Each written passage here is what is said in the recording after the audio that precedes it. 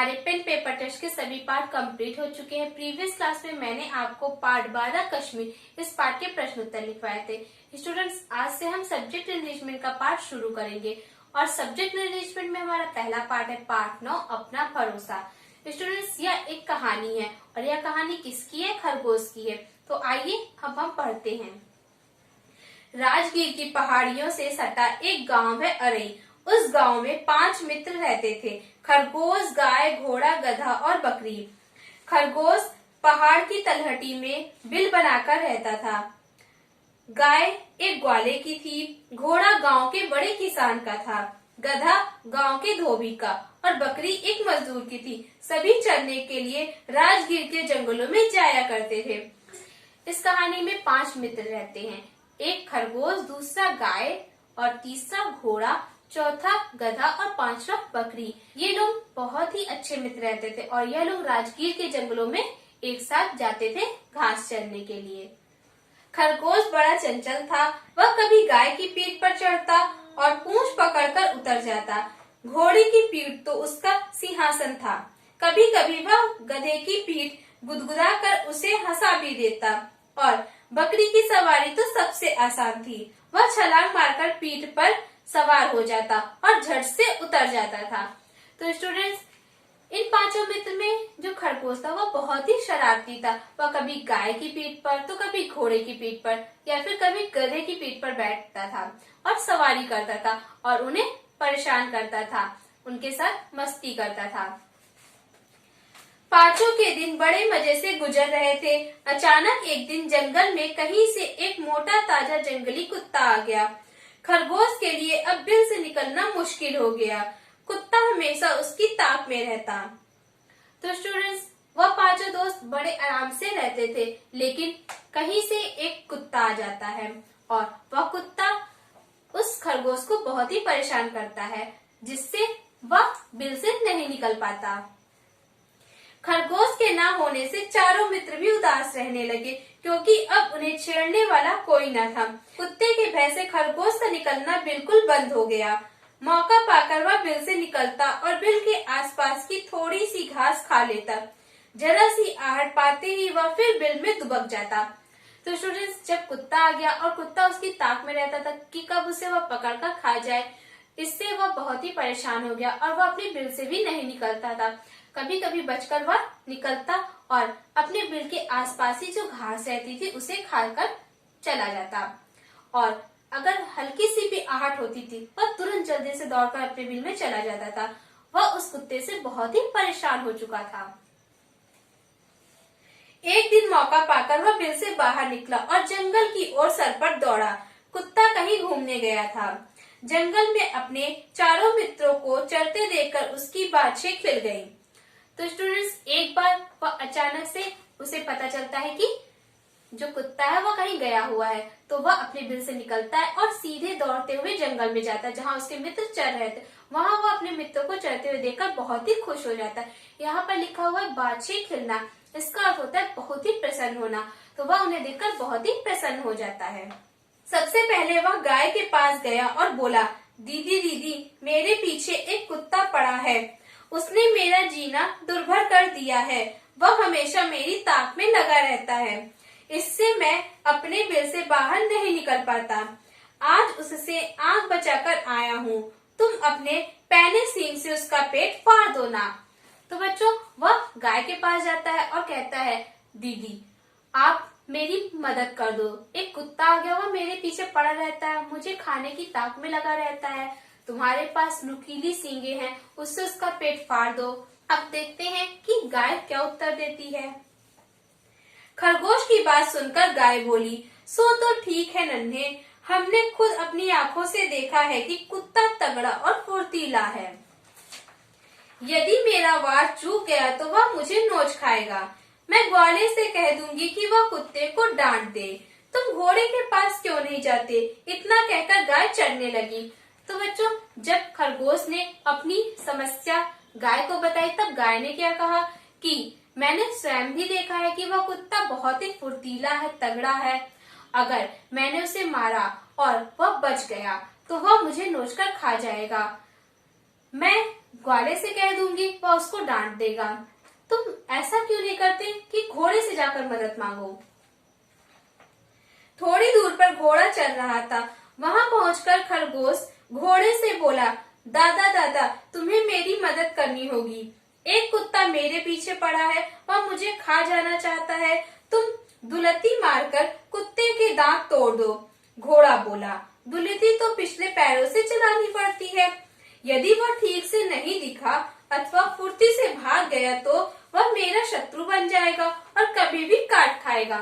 तो स्टूडेंट्स, जब गाय ने कहा कि तुम जाके घोड़े से क्यों नहीं मदद मांगते, तो खरगोश घोड़े के पास जाता है और घोड़े को भी अपनी समस्या बताता है। तब घोड़ा क्या कहता है? घोड़ा कहता है कि अगर मैंने उसे दुलती मारा भी तो दुलती तो पीछे पैरों से मारी जाती है। घोड़ा अपने पीछे के पैरों से मारता है, उससे हम दुलती कहते हैं। तो वह पीछे के पैरों से मारी जाती है। अगर मुझे वह नहीं दिखा और वह भाग गया तो वह मेरा शत्रु हो जाएगा और फिर वह मुझे कभी भी मारने के लिए दौड़ेगा, काटने के लिए दौड़ेगा। घोड़े की बातों से निराश होकर वह गधे के पास पहुंचा और बोला, गधे भाई, आजकल मैं मुसीबत में हूँ। एक कुत्ता मेरे पीछे पड़ गया है, वह मुझे खा जाना चाहता है। दुलती मारकर उसके दांत तोड़ दो।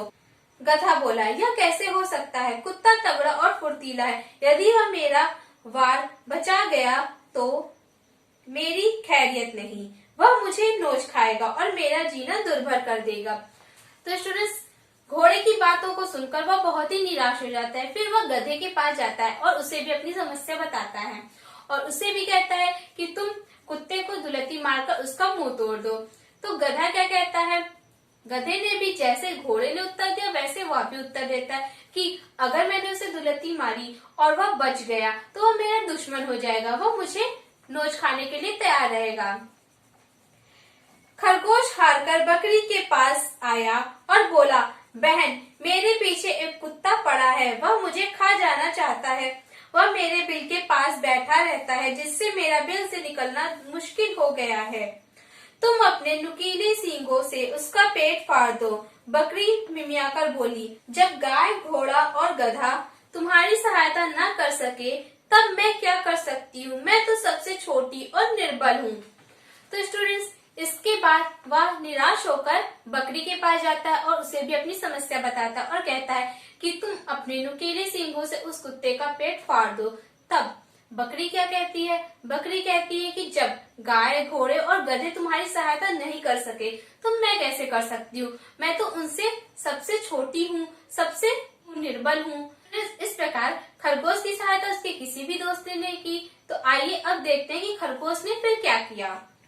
बकरी की बात सुनकर खरगोश बोला, धत तेरे की, मैं ही मूर्ख हूँ कि अपने मित्रों से सहायता मांगने आया। मेरे मित्र भला कहाँ मेरी सहायता करेंगे? मुझे अपनी टांगों पर भरोसा करना चाहिए। तो बच्चों, बकरी की बात सुनकर वह कहता है कि मैं ही मूर्ख था जो अपने मित्रों से सहायता मांगने आया, मुझे अपने ही टांगों पर भरोसा करना चाहिए।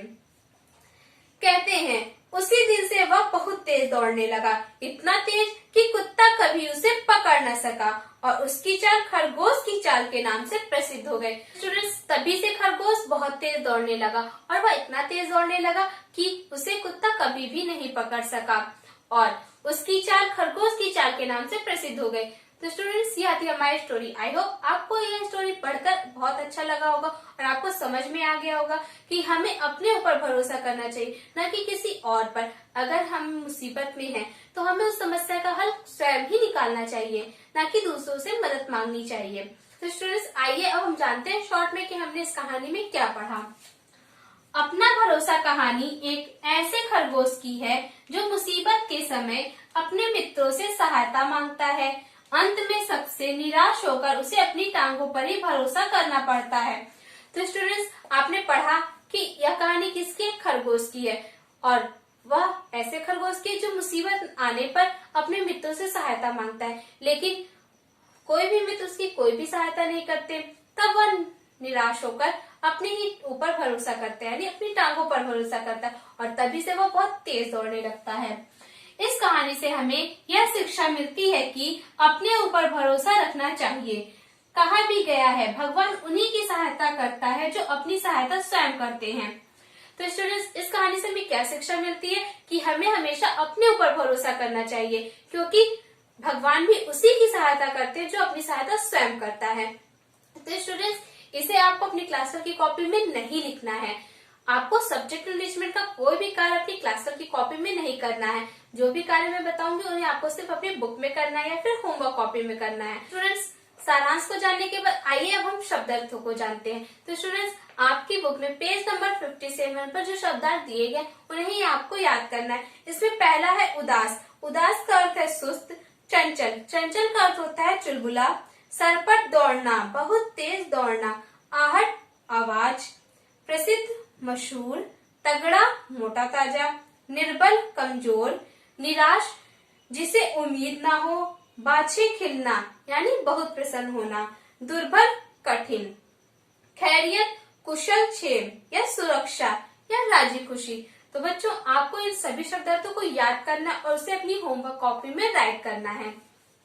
और यह आप होमवर्क में करेंगे। आपको शब्दार्थ याद करके अपनी होमवर्क कॉपी में लिखना है। यह आपका आज का होमवर्क है। और स्टूडेंट्स, आपका आज का क्लास वर्क है, आपको इस पार्ट के जितने भी बहुविकल्पीय प्रश्न इन्हें आपको करना है और करके ग्रुप में सेंड करना है। तो क्लास वर्क में आप इस पार्ट के बहुविकल्पीय प्रश्न करेंगे। आपने स्टोरी पढ़ी, अब आप इस बहुविकल्पीय प्रश्न को कर सकते हैं। तो यह आप आज स्वयं करेंगे। नेक्स्ट क्लास में मैं इस पार्ट के प्रश्न उत्तर आपको बताऊंगी कि किस प्रश्न का क्या उत्तर होगा, और एक बार मैं उसमें आपको बहुविकल्पीय प्रश्नों के उत्तर भी रिवाइज करवा दूंगी।